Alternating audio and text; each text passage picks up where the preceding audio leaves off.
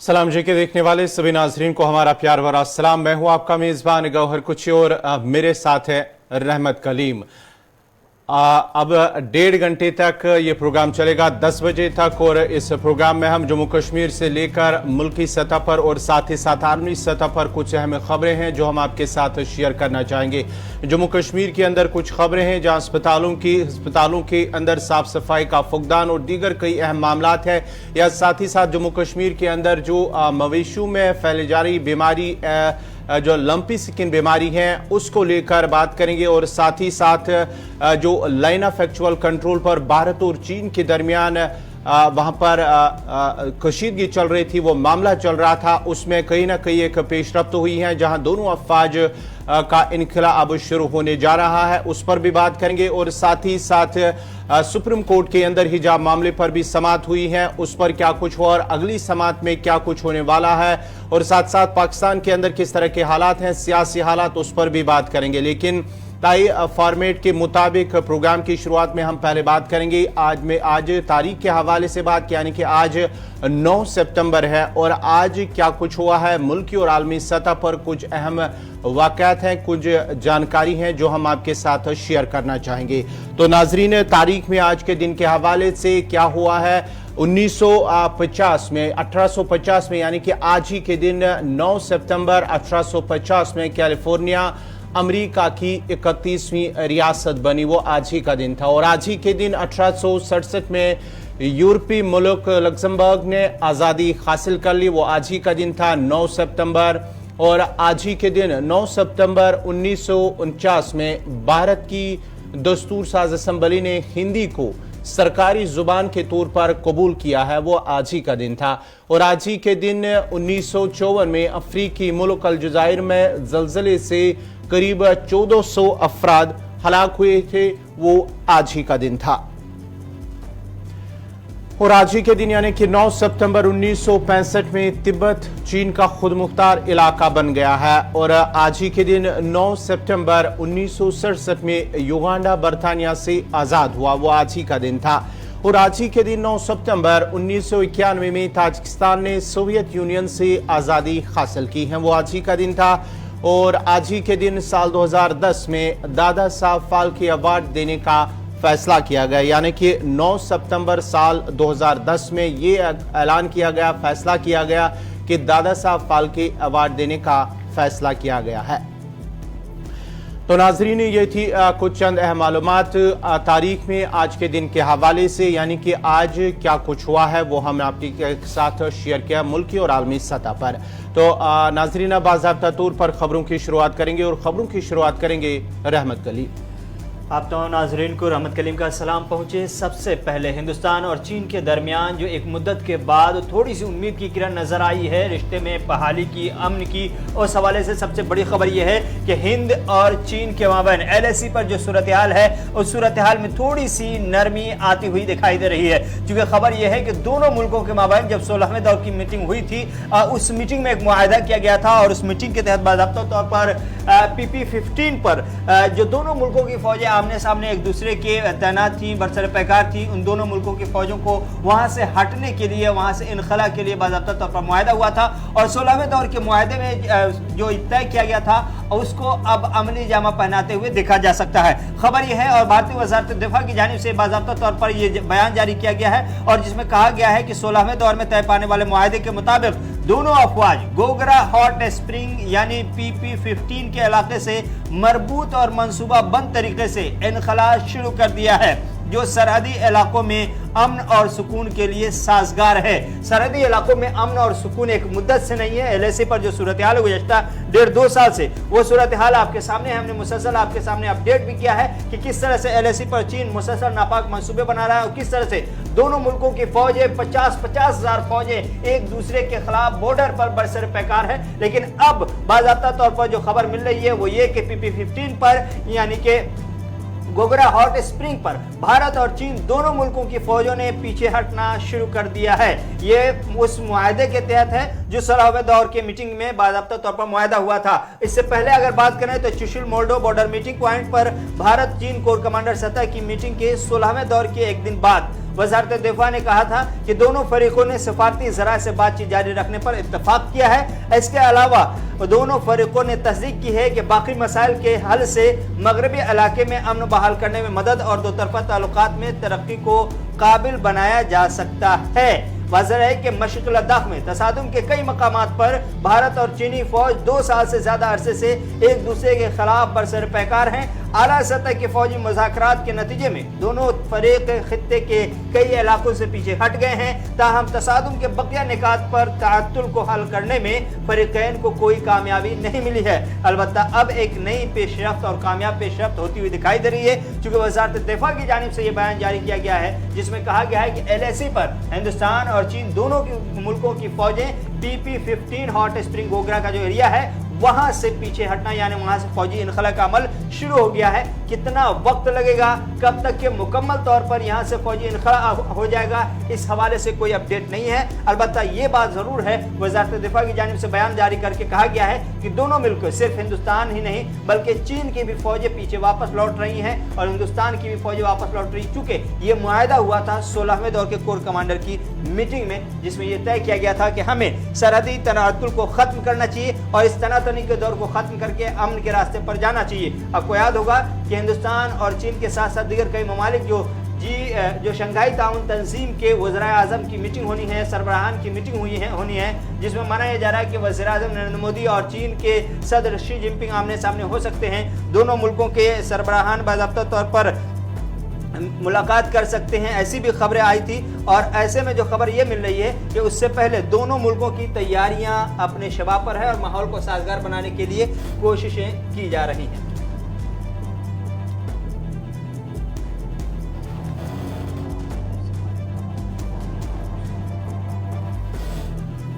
चलिए, इस वक्त सरहदी जिला राजौरी से इस वक्त की बड़ी खबर आ रही है। इससे पहले हम अरुणाचल की बात करेंगे, लेकिन उससे पहले सरहदी जिला राजौरी से एक बड़ी खबर आ रही है कि इंतजामिया ने इलाके में दफा 144 नाफिज किया है। जमीनी तनाज़ा के बाद हुक्काम ने यह कदम उठाया है, जहां दो ग्रुपों के दरमियान जो तनाज़ा चल रहा था, जमीन का तनाज़ा चल रहा है, उसको मद्देनजर रखते हुए अमन कानून की सूरत हाल को बरकरार रखने के लिए इंतजामिया की जानिब से इलाके में दफा 144 नाफिज कर दिया गया है। आपको बताते चले कि राजौरी सरहदी जिला राजौरी के अंदर जमीन तनाज़े को लेकर हुक्काम ने ये बड़ा कदम उठाया है, जहां पर उन्होंने ये दफा 144 नाफिज किया गया है, क्योंकि वहां पर इस तरह के हालात ना बने, इसलिए इंतजामिया ने ये बड़ा कदम उठाया है।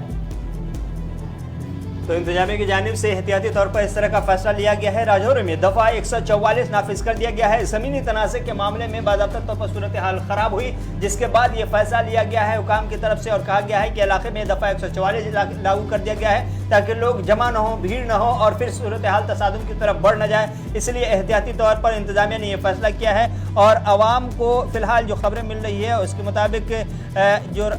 जो रास्ते हैं, बड़े बड़े रास्ते हैं, उन रास्तों पर एहतियाती तौर पर खास तौर से गाड़ियों को जाने से रोकने की कोशिश की जा रही है ताकि किसी भी तरह से कोई भीड़ जमा ना हो और इस भीड़ की सूरत हाल में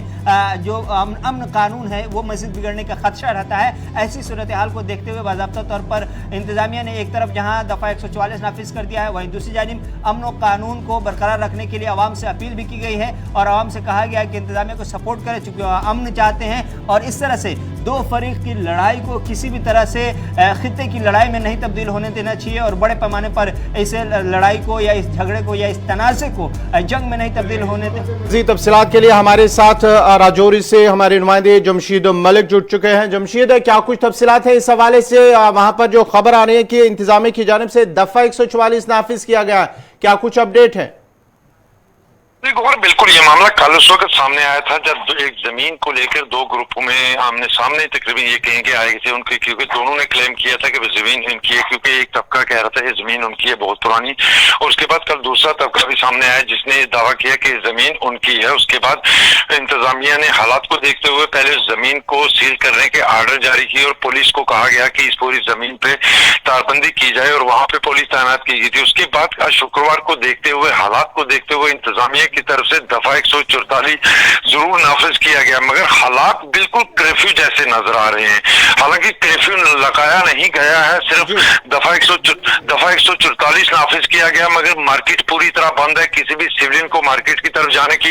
इजाजत नहीं दी जा रही। इस वक्त मैं बिल्कुल मार्केट के बीचों बीच में खड़ा हूँ, जहाँ पूरी मार्केट इस वक्त पूरी तरह बंद है। सिर्फ पुलिस सीआरपी के एहलकार नजर आ रहे हैं, बाकी कोई भी अगर आम सिविलियन को किसी भी तरह इस तरफ दाखिल नहीं होने दिया जा रहा, क्योंकि हालात को देखते हुए जिस तरह का ये डिसीजन लिए गए, मतलब जिस तरह। जरा ये बताइएगा कि ये जो मामला है, ये पूरा मामला है क्या, तनाजा किस चीज को लेकर खड़ा हुआ?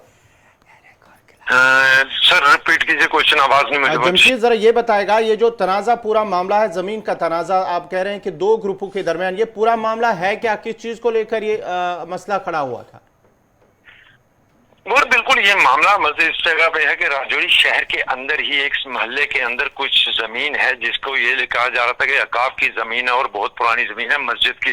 जमीन इसको कहा जाता था। और कल जब इस जमीन पे कुछ हालात ऐसे बने तो दूसरे तबके ने इस पे एतराज किया कि ये जमीन हमारी है, जिसके बाद इस तरह के बने कि इंतजामिया ने पहले इस जमीन को जब्त करने का ऑर्डर जारी किया और उसके बाद आज 144 भी नाफिज कर दिया, क्योंकि शुक्रवार का दिन था। हालात को देखते हुए जिसके बाद कल लगातार मीटिंगों का दौर भी देखने को मिला राजौरी में, उसके बाद लग रहा था कि राजौरी के हालात ऐसे बनते जा रहे हैं, जिसको देखते हुए आज सुबह ही इंतजामिया ने दफा 144 नाफिज करने के साथ तालीमी इदारों को टोन के अंदर जितने भी तालीमी इदारे इनको बंद करने के हुक्म भी दे दिए। उसके बाद अगर दफा 144 की जहां तक बात करें, हालात जिस तरह मैं बता रहा हूँ, दफा 144 नहीं बल्कि हालात राजौरी में कर्फ्यू जैसे बना दिए गए हैं। हालांकि इंतजामिया की तरफ से कर्फ्यू का ऐलान नहीं किया गया, मगर दफा 144 नाफिज करने के साथ ही हालात ऐसे, न किसी को शहर के अंदर आने की इजाजत दी जा रही है और न ही कोई दुकान खोलने की खुली है अभी तक, जिससे यह लग रहा है कि हालांकि इंतजामिया की तरफ से दफा 144 नाफिज जरूर किया गया, मगर हालात बिल्कुल कर्फ्यू जैसे बना दिए गए हैं, जहाँ किसी भी सिविलियन को मार्केट की तरफ आने जाने की इजाजत नहीं और पूरी मार्केट इस वक्त बंद पड़ी हुई है। हाँ जी गौहर। जमशीद ये भी जरा बताएगा कि ये जो इलाका है ये टाउन के अंदर आता है, और साथ ही साथ क्या इस वक्त आपने कहा कि कारोबारी इदारे भी बंद है, किसी को चलने की इजाजत भी नहीं है, क्या ट्रांसपोर्ट भी इस हवाले से बंद किया गया और तालीमी इदारों को भी बंद किया गया है कि हालात को देखते हुए? बिल्कुल गौहर जी, बिल्कुल शहर के बीचों बीच का ये सारा मामला है। और उसके बाद जिस तरह तालीमी इदारों को सुबह ही ऑर्डर निकाल दिया गया था कि शहर के अंदर जितने भी तालीमी इदारे हैं ये आज भी बंद रहेंगे, इससे पहले ही सुबह ही इंतजामिया की तरफ से कहा गया था टोन के अंदर आने वाले इदारे सभी आज तालीमी बंद रहेंगे। उसके बाद जिस तरह ट्रांसपोर्ट की बारी है, जिस तरह ये बता रहा हूँ कि हालात बिल्कुल ऐसे लग रहे हैं जैसे कर्फ्यू नाफिज किया गया, मगर कर्फ्यू नाफिज नहीं किया गया, सिर्फ दफा 144 नाफिज किया गया, मगर स्ट्रिक्टनेस इतनी ज्यादा है जिस तरह कर्फ्यू जैसे हालात बने हुए, जहाँ पूरी तरह कारोबारी सरगर्मियां पूरी तरह बंद पड़ी हुई हैं, किसी को मार्केट की तरफ आने की इजाजत नहीं है। और मैं अपना बताऊं कि मुझे भी रोका गया मार्केट के अंदर से, फिर दोबारा वापस बाहर की तरफ का रास्ता मुझे भी दिखाया कि बाहर अंदर आना नहीं है, किसी को आने जाने की कोई मार्केट नहीं खुली है, पूरी तरह कारोबारी सरगर्मियां ठप पड़ी हुई है, किसी को भी अंदर जाने की इजाजत नहीं। हालात जरूर कर्फ्यू जैसे इंतजामिया की तरफ से बना दिए गए हैं, क्योंकि आज शुक्रवार का दिन था। जिस तरह मैं कह रहा था कि कल मीटिंगों का दौर भी देखने को मिला और उसके बाद लग रहा था कि आज शुक्र के वार के बाद प्रोटेस्ट हो सकते हैं, जिसको देखते हुए इंतजामिया ने पहले ही ये कदम उठाए हैं और इतनी स्ट्रिक्टनेस करके रखी है। गौहर बहुत बहुत शुक्रिया जमशीद मलिक आपका। ये थे राजौरी से जमशीद मलिक तफसात फराम करे थे, जहां सरहदी जिला राजौरी के मेन टाउन के अंदर ये दो ग्रुपों के दरमियान तनाजा खड़ा हुआ था। जमीन तनाजे को लेकर इंतजामिया की जानिब से दफा 144 नाफिज किया गया है, जिसके साथ साथ ही पुलिस और सीआरपीएफ एहलकारों को तैनात किया गया है, किसी को भी वहां पर इजाजत नहीं दी गई है। जबकि खबर यह भी आ रही है कि फिलहाल तालीमी इदारों को एहतियाती तौर पर वहां पर दरस तदरीस के अमल को फिलहाल मुअत्तल किया गया और साथ ही साथ कारोबारी इदारे भी इस वक्त बताया जा रहा है कि बंद है। ट्रांसपोर्ट भी सड़कों से गायब है, क्योंकि हालात को मद्देनजर रखते हुए इंतजामिया ने ये कदम उठाया है। तो राजौरी से बड़ी खबर आपको दे रहे थे और बता रहे थे कि ज़मीनी सूरत हाल क्या कुछ है। इस वक्त दफ़ा 144 नाफिज कर दिया गया है और एहतियाती तौर पर आवाम से अपील की गई कि वो कानून को, लॉ एंड ऑर्डर को बहाल करने में सपोर्ट करें। बढ़ते आगे और एक बड़ी खबर आ रही है अरुणाचल प्रदेश से, चूंकि हमने LAC की खबर बताई थी उससे जुड़ी हुई एक बड़ी खबर आ रही है अरुणाचल प्रदेश से। वहां पर चीन पर नकेल कसने के लिए और चीन के नापाक मंसूबों पर नजर रखने के लिए भारतीय सरकार की जानिब से, भारतीय फौज की जानिब से बाज़ाब्ता तौर पर जो फैसला लिया गया है वो फैसला ये है कि एक इंतजामिया की जानिब से बाज़ाब्ता तौर पर तोप को LAC के करीब तैनात कर दिया गया है। LAC के करीब अरुणाचल प्रदेश में भारतीय फौज की जानिब से बाज़ाब्ता तौर पर फैसला लिया गया है और उसमें चीन को जवाब देने के लिए बाज़ाब्ता तौर पर इस तोप को तैनात किया गया है। और बताया जा रहा है कि M777 अल्ट्रा लाइट तोप है ये, इसको तैनात किया गया है। इसके हवाले से कहा जाता है कि ये चूंकि कम वजन का होता है और इमरजेंसी की सूरत हाल में हर मुमकिन मदद के लिए तैयार रहता है और बहुत आसानी के साथ इसको एक जगह से दूसरी जगह ले जाया जा सकता है। मामूली तौर पर 4 टन इसका वजन होता है, जिसकी वजह से इसे आगे अगर जरूरत पड़ी LAC के और करीब आगे जाने के लिए तो उन्हें बहुत आसानी के साथ ले जाया जा सकता है। तो आपको बता दें M77 ULH अल्ट्रा लाइट बाज़ाब्ता तौर पर हाविट्ज जिसे हम कहते हैं, जिसे तोप कहा जाता है, ये अरुणाचल प्रदेश में और ये तवांग सेक्टर है। तवांग सेक्टर ये वो एरिया है जहां पर गुज़श्ता दिनों हमने खबर बताई थी आपको कि किस तरह से LAC के उस पार चीन अपनी तरफ बाज़ाब्ता तौर पर कंस्ट्रक्शन कर रहा है, तामीरात को तैयार कर रहा है, ढांचे तैयार कर रहा है, पुल तैयार कर रहा है। और ये भी खबर मिली थी कि एयरबेस बनाने की तैयारी चल रही है। तो इस तरह की खबरें जब मिली उसके बाद से इंडियन आर्मी की जानिब से इस तरह की कोशिश की गई कि चीन के इस तरह के मंसूबे को, चूंकि एक तरफ जहां लद्दाख में LAC पर जो सूरत हाल है वहां पर बेहतरी की खबर मिल रही है, तो दूसरी जानिब पिछले दिनों खबर आई थी अरुणाचल प्रदेश में, वहां पर बेहतरी की खबर नहीं थी। बाज़ाब्ता तौर पर वहां पर चीन के एक और नापाक मंसूबे काम कर रहे थे। उस मंसूबे पर नजर रखने के लिए भारत सरकार की जानिब से और इंडियन आर्मी की जानिब से यह फैसला किया गया है। इंडियन आर्मी के फैसले के मुताबिक अब एक तोप को बाज़ाब्ता तौर पर तैनात कर दिया गया है। ये सेक्टर बता दें तवांग का सेक्टर है जो एकदम लाइन ऑफ एक्चुअल कंट्रोल के करीब है और यहां से आगे बढ़ना और रैपिड मोबिलिटी के लिए इस तोप को बहुत ही अहम माना जाता है और इसको एक हैवी लिफ्टेड यानी कि वजनी हथियार उठाने वाले हेलीकॉप्टर से भी उठा करके ले जाया जा सकता है। तो हालात खराब होते हैं या किसी तरह की जरूरत पड़ती है तो ऐसी सूरत हाल में इस तोप का, जिसे M777 कहा जाता है, इसकी ये बहुत ही ज्यादा कारगर और मददगार साबित हो सकता है। इसीलिए इंडियन आर्मी की जानिब से बाज़ाब्ता तौर पर यह फैसला किया गया है कि अरुणाचल प्रदेश में चीन की चाल पर नकेल कसने के लिए, नजर रखने के लिए और इंतहाई खराब सूरत हाल में, इमरजेंसी की सूरत हाल में मदद के लिए और जरूरत के लिए इस तोप का इस्तेमाल किया जा सकता है। तो चलिए खबर थी अरुणाचल के हवाले से, बढ़ते आगे बात जम्मू कश्मीर की भी करते हैं। जम्मू कश्मीर के हवाले से LG इंतजामिया की जानिब से एक बड़ा फैसला लिया गया कि नई स्कीम को मंजूरी मिली है। जहां नाजरीन जो बिजली सार्फिन है उनके हवाले से LG इंतजामिया की जानिब से एक बड़ा फैसला लिया गया है। इंतजामी कौंसिल की जो मीटिंग हुई है जिसमें लेफ्टिनेंट गवर्नर उस मीटिंग की सदारत कर रहे थे, जिसमें जम्मू कश्मीर के लिए घरेलू बिजली सार्फिन के लिए एमनेस्टी स्कीम को मंजूरी दी गई है। और इस स्कीम को मंजूरी मिलने के बाद ही ये कहा जा रहा है कि इस फैसले से ज़ायद 5 यानी कि 5.5 लाख के करीब सार्फिन मुस्तफ़ीद होंगे इस फैसले से, स्कीम से, जिनको तकरीबन 937.34 करोड़ रुपए का सरचार्ज या इंटरेस्ट माफ किया जाएगा। ये उनके लिए है जिन्होंने अभी तक जो इनकी बिजली फीस थी जो वो अदा नहीं कर सके, उनके लिए स्कीम को लॉन्च किया गया, उस स्कीम को मंजूरी मिली है। अब करीब 6 लाख घरेलू सार्फिन जो है वो इस स्कीम से उन्हें फ़ायदा मिलेगा और साथ ही साथ ये भी कहा जा रहा है कि इस स्कीम से 937.34 करोड़ रुपए का सरचार्ज या इंटरेस्ट माफ किया जाएगा जो वक्त पर बिलों की अदायगी न करने पर अदा करना था। और इस सिलसिले में इंतजामी कौंसिल की जानिब से इस स्कीम को कल मंजूरी मिली है और ये भी कहा जा रहा है कि ये एक आखिरी मौका है उन सारिफिन को जो स्कीम की मुद्दत के दौरान या कोविड-19 बीमारी के फैलाव की वजह से स्कीम के फ़ायदा हासिल न कर सके। और नई स्कीम में अब ये माना जाता है कि 31 मार्च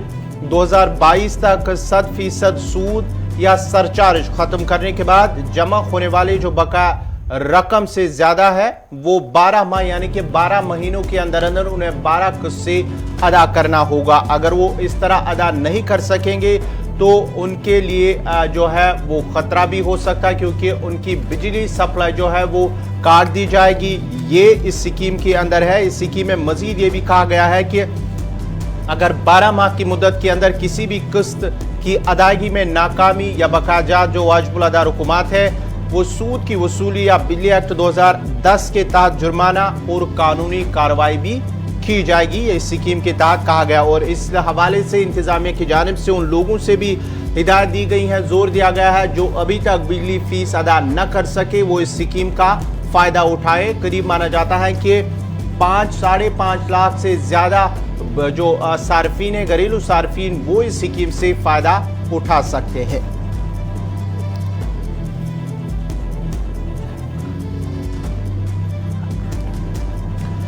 तो चलिए नाजरीन, ये थी खबर LG इंतजामिया की जानिब से, जहां कल कुछ अहम फैसले भी लिए गए हैं। अब जरा बढ़ते हैं आगे, बात जरा इलेक्शन कमीशन की भी करते हैं। जम्मू कश्मीर के अंदर जो असेंबली इंतखाबात होने की तैयारियां जोरों पर चल रही है, इसके साथ साथ ही इलेक्शन कमीशन की जानिब से कुछ अहम फैसले भी लिए गए हैं, कुछ अहम पेशरफ्त भी हुई हैं। और इस सिलसिले में इलेक्शन कमीशन ने स्पेशल समरी रिवीजन का जायजा लिया है और साथ ही साथ जो शेड्यूल है उस पर कायम रहने का मुतालबा किया है। जो डिप्टी कमिश्नर है सभी भी इस अजला के, उनके साथ मीटिंग भी हुई है और जायजा लिया गया है, क्योंकि 25 नवंबर को ये अमल जो है ये मुकम्मल करना है। इस सिलसिले में सभी डिप्टी कमिश्नर जो है जम्मू कश्मीर के अंदर 20 डिप्टी कमिश्नर, उनके साथ वीडियो कॉन्फ्रेंसिंग के जरिए चीफ इलेक्टोरल ऑफिसर देश कुमार की जानिब से वो मीटिंग मुनक्किद की गई है और जो काम उनको सौंपा गया है इलेक्टोरल रूल्स को लेकर, क्योंकि 15 सितंबर तक ये जो इलेक्टोरल रूल्स ड्राफ्ट जो है वो पेश करना है। उस सिलसिले में जायजा लिया गया, क्योंकि फाइनल इलेक्टोरल रोल जो है वो 25 नवंबर को मुकम्मल करना होगा। इस सिलसिले में उनसे जायजा लिया गया और उन्हें हिदायत दी गई है कि वो इस मुकर्ररा मुद्दत के अंदर इसे मुकम्मल किया जाए। उसके बाद ही बाज़ाब्ता तौर पर जो है इलेक्शन कमीशन की जानिब से चीफ इलेक्टोरल ऑफिसर की जानिब से, इससे पहले भी कहा गया है, जब मीटिंग हुई जम्मू के अंदर तो तब भी कहा गया था कि 15 सितंबर तक जो ड्राफ्ट रूल है वो तैयार किया जाएगा। उसके बाद ही 25 नवंबर तक ये पूरा मामला मुकम्मल किया जाएगा। और इसके साथ साथ ही जब ड्राफ्ट प्रपोजल जो है वो पेश किया जाए, अगर किसी को कोई खदशात एतराज हैं वो पेश कर सकते हैं। उसके बाद ही फाइनल लिस्ट जो वोटर लिस्ट है उसे मंजर-ए-आम पर लाया जाएगा।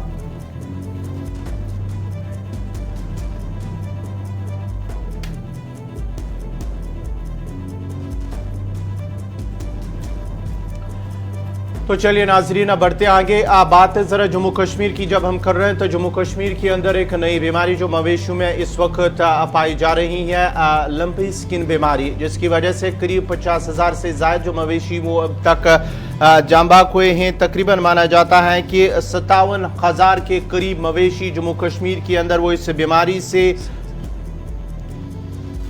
हलाक हुए हैं, उनकी मौत हुई है। और माना जाता है कि हजारों की तादाद में जो मवेशी हैं जम्मू कश्मीर के अंदर वो इस बीमारी के शिकार हो चुके हैं। और माना जाता है कि मच्छरों मक्खियों के साथ बीमारी जो है वो फैलती हैं। और साथ ही साथ इस सिलसिले में पहले ही जो एनिमल हस्बेंड्री माहिरीन हैं डॉक्टरों की जानिब से, उनकी जानिब से सभी लोगों को भी हिदायत दी गई है कि जो मवेशी है उन्हें अगर किसी इस चीज़ की अलामत, इस बीमारी की अलामत हो, तो उन्हें घर से बाहर ना निकाला जाए, उन्हें घरों में रखा जाए, क्योंकि ये फिर फैलती भी हैं। मक्खियों मवेशियों के दरमियान जो बराह रास्त राब्ते हैं और आलूदा खुराक और पानी से फैलते हैं, ये बीमारी मच्छरों इससे फैलती है। और साथ ही साथ ये भी कहा गया है कि एहतियाती तौर पर इकदाम उठाए। इस सिलसिले में मरकजी सरकार की जानिब से भी सभी रियासतों को हिदायत दी गई है कि वो टीकाकारी जो मुहिम है मवेशियों के अंदर उसमें सूरत लाए और मवेशियों को टीका लगाए। अब माना जाता है कि जो मुल्क के अंदर ये बीमारी फैली है, इससे करीब 60 लाख से ज्यादा मवेशी अब तक जो है वो हलाक हो चुके हैं। और ये भी माना जाता है इनकी अलामात जो है वो जानवरों में बुखार, आंखों और नाक से निकलना, मुंह से लाब का निकलना, पूरे जिस्म में नुडूल जैसे नरम छाले, दूध की पैदावार में कमी और खाने में दुश्वारी, जो बाज़ औक़ात जानवरों की मौत का बायस भी बन सकती है, क्योंकि माना जाता है कि करीब 60,000 के करीब मवेशी अब तक मर चुके हैं।